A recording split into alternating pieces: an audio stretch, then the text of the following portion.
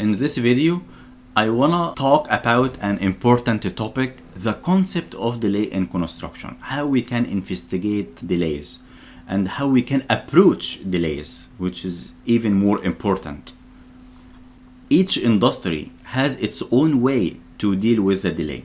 For example, we have a project where a restaurant is having an agreement or contract with a food supplier to deliver food ingredients.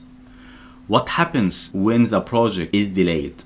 The food supplier did not deliver the food on time to a restaurant.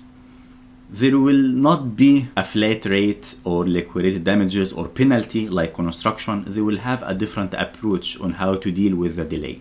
So for example, they might hold any payments. They will remove this supplier from their vendors list and they will go and find another supplier.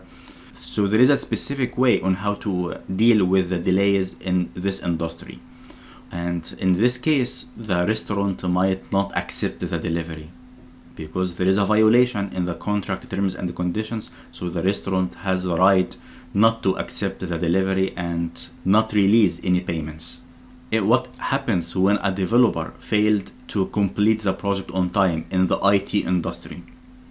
Maybe the client will cancel the project. They will take whatever work that has been completed by the developer and not proceed further with the scope. And maybe they will hire another freelancer to complete the work, for example. There will not be a liquidated damages or penalty. It can happen in few cases, but it is the exception, not the rule. It is not the norm in the IT industry.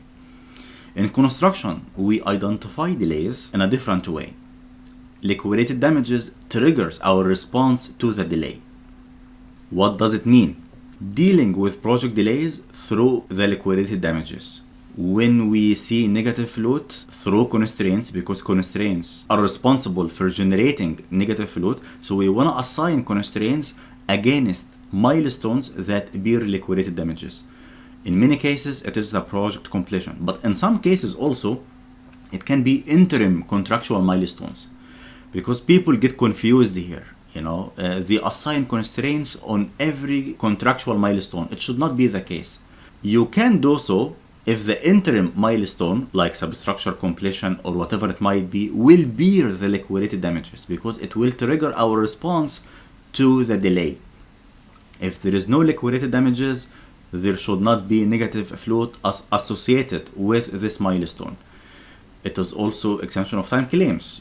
Back to my example, if you have interim milestones that bear liquidated damages, you can submit extension of time claims for these milestones only, because not only you are asking for time extension, but you are also asking for a relief from the liquidated damages, because there are two main benefits for the extension of time claims. The first benefit is you want a time extension to complete the remaining work and ask for a relief from the penalty or liquidated damages.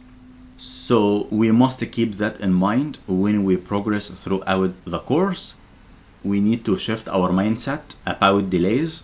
Extension of time claims and the negative float and the constraints are all related to milestones that will bear liquidated damages.